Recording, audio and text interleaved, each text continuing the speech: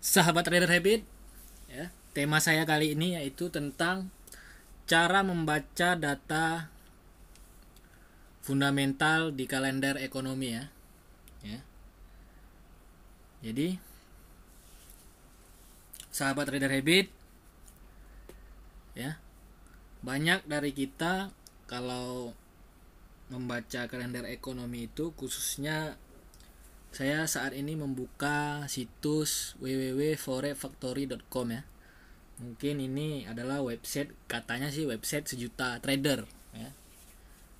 Nah, kalau lihat berita, lihat kalender data-data itu Forex Factory. Nah, banyak dari kita selama ini hanya memperhatikan soal warna kalau kita lihat di Forex Factory ya.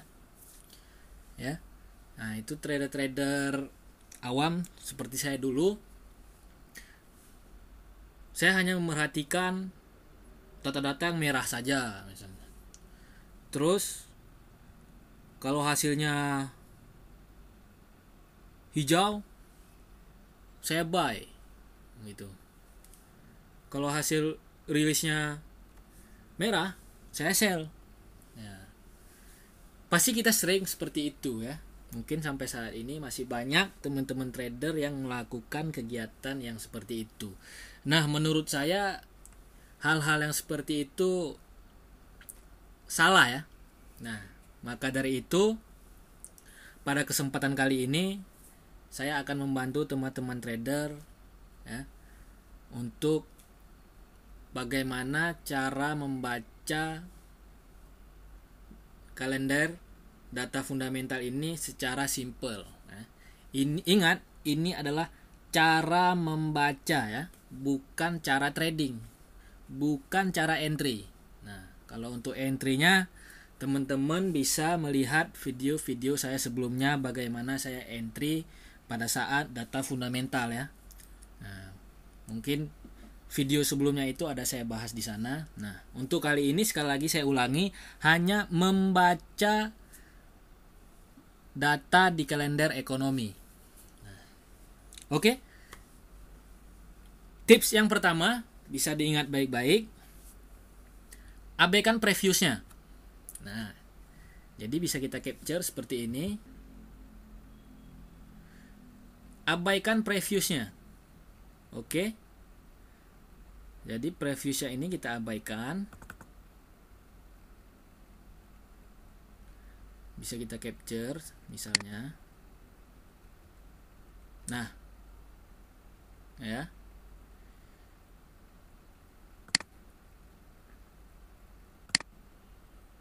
Jadi ini kita abaikan.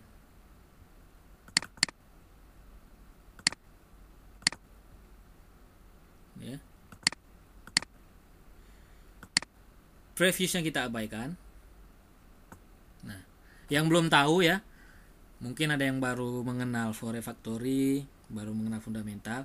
Previous ini adalah hasil data bulan lalu, hasil data sebelumnya.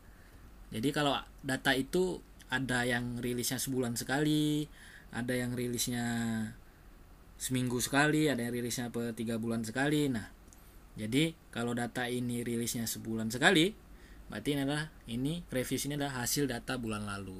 Oke. Forecast ini adalah ya. Forecast ini adalah perkiraan ya. Perkiraan yang akan dirilis nantinya. Jadi misalnya hari ini ada rilis data retail sales, menurut kamu berapa misalnya. Nah, menurut Forex Factory hasilnya nanti minus 0,4%. Ya, kalau aktual ini adalah hasil rilis sebenarnya ya, dan rilisnya itu nanti di jam ini. Oke. Nah, ini adalah nama-nama datanya, ini impactnya. Biasanya kalau data ini dirilis, pengaruhnya terhadap market itu akan fluktuatifnya lumayan besar, tapi belum tentu, tidak pasti ya. Nah ini mata uang apa yang akan berdampak oleh data ini ya. Nah, jadi ini retail sales ini bukan datanya pound sterling, bukan. Ini adalah data-data ekonomi ya. Ini adalah data Inggris, Kenapa di sini tulis hanya GBP aja? Karena ya kita kan forex factory ya, kita hanya melihat forex, padahal ini bukan data forex ya. Nah, ini berdampak kepada GBP kalau data ini dirilis. Begitu juga dengan USD, berdampak ke mata uang US dollar. Tapi inilah data ekonomi Amerika Serikat. Oke. Ya, jadi yang pertama tadi adalah abaikan previousnya. Kenapa abaikan previousnya? Supaya kita tidak bingung ya. Tidak membanding-bandingkan antara minus 0,4% jadi 1,9%. Wah, data ini buruk ya, karena penjualan retailnya menurun 0,4%. Ya, jauh turun dari bulan lalu, hasil yang lalu. Nah, sementara kalau kita lihat ke market, ya, lihat market nih. Nah, ini tidak gerak dah pada saat data tadi dirilis. Nah, jadi kalau kita banding-bandingkan itu, kita akan biasa bingung sendiri ya. Nah, jadi saran dari saya, previewsnya diabaikan dan kita fokus kepada forecast. Ingat sekali lagi, ini hanya cara membaca data di kalender ekonomi. Oke. Fokus pada forecast. Bila forecastnya memiliki minus, berikan kata menurun. Seperti ini, ada minusnya, ya. Ada minusnya, berikan kata menurun. Bila forecastnya tidak memiliki minus, ya, seperti ini misalnya, plus dari situ, kita berikan kata meningkat. Kalau ada minus, berikan kata menurun. Kalau ada plus, berikan kata meningkat. Oke, itu yang kedua. Yang ketiga, kita harus tahu ini data apa. Ya, kita harus tahu ini data apa. Misal retail sales, kita nggak tahu data apa, kita langsung Google apa itu retail sales, pasti ada. Inilah tingkat penjualan retail ya. Itu imbasnya nanti ke, bisa kita mempunyai sebuah toko, apakah toko kita itu penjualannya meningkat atau malah menurun. Nah, biasanya kalau angkanya positif seperti ini, bulan lalu itu penjualannya itu meningkat 1,9%. Nah, bulan ini penjualannya menurun jadi minus 0,2%. Dan ini buruk ya, sebenarnya ini buruk karena dia menurun. Penjualan retail itu kalau menurun minus 0,2% itu buruk. Nah, kenapa di sini hijau? Karena hasilnya ya, karena hasilnya lebih kecil dari forecast. Nah, disinilah kita banyak kejebak ya. Sini hijau, kita langsung buy biasanya. Karena kita nggak tahu ini data apa. Padahal kalau penjualan kita menurun minus 0,2% itu buruk. Nah, buruknya bagi negara Inggris. Nah, seperti itu. Makanya jangan melihat warna. Nah, itu yang ketiga. Yang keempat, untuk awal-awal impact ini sebaiknya diabaikan juga. Artinya semua data ini kita pelajari. Ya, kalau bisa kita bikin jurnal.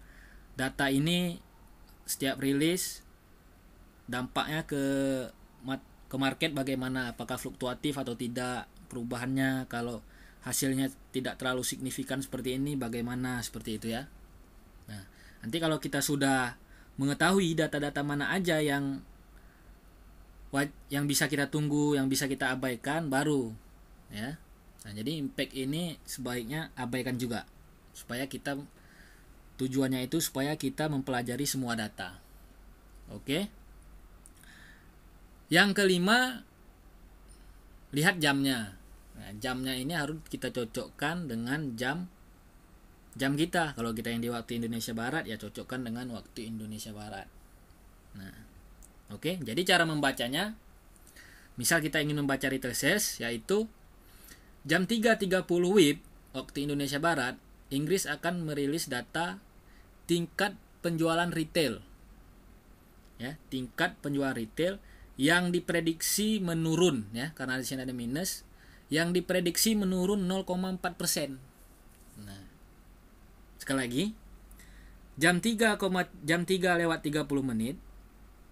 ya waktu Indonesia Barat, Inggris akan merilis data tingkat penjualan retail yang diprediksi menurun 0,4%. Nah, jadi seperti itu cara baca. Terus setelah sudah kita baca itu, kita tanya pada diri sendiri, kalau tingkat penjualan retail, tingkat penjualan itu menurun 0,4%, bagus nggak ya? Itu mungkin teman-teman semuanya sudah mempunyai jawaban masing-masing ya di dalam hati, bahwasannya kalau tingkat penjualan itu menurun, kita berjualan terus hasilnya nurun, nah itu buruk. Nah, jadi buruk. Oke? Ya. Contoh lainnya, misalnya kita ingin membaca unemployment claims, ya. Kita harus tahu dulu ini unemployment claims ini apa? Adalah data pengangguran ya. Klaim pengangguran. Nah, jadi ini adalah data klaim pengangguran.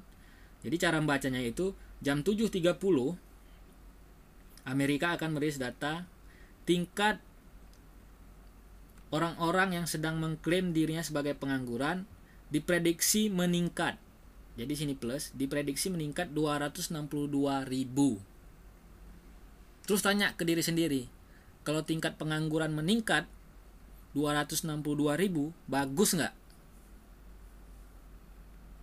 Nah, pasti sudah ada jawaban sendiri. Sebuah negara penganggurannya meningkat 262.000 jiwa. Kira-kira bagus nggak untuk negara itu? Nah, pasti jawabannya tidak ya. Nah, jadi seperti itu. Kalau kita sudah pandai membaca seperti ini, ya, kalau kita sudah bisa membaca seperti ini dengan disiplin, nanti lama-lama kita akan sedikit demi sedikit kita akan memahami tentang fundamental. Nah, jadi untuk teman-teman cobalah untuk untuk membiasakan diri ya. Makanya habitnya itu harus sering dilakukan. Jadi kita dengan kebiasaan itu nanti, karena ada pepatah mengatakan bisa karena bisa itu ala biasa, karena kita terbiasa ya. Jadi karena kita biasa, nanti kita jadi bisa. Oke. Nah, jadi ini hanya cara membaca. Cara tradingnya seperti apa ya, itu bisa melihat video-video saya sebelumnya, dan saya juga sering menyampaikannya pada saat workshop forex di berbagai kota di Indonesia ya. Semoga bermanfaat. Nantikan video-video saya selanjutnya. Jikalau teman-teman menyukai video ini, bermanfaat, silahkan berlangganan di channel YouTube saya dan membagikan video ini ke teman-teman trader lainnya ya. Saya ucapkan terima kasih. Salam withdraw luar biasa.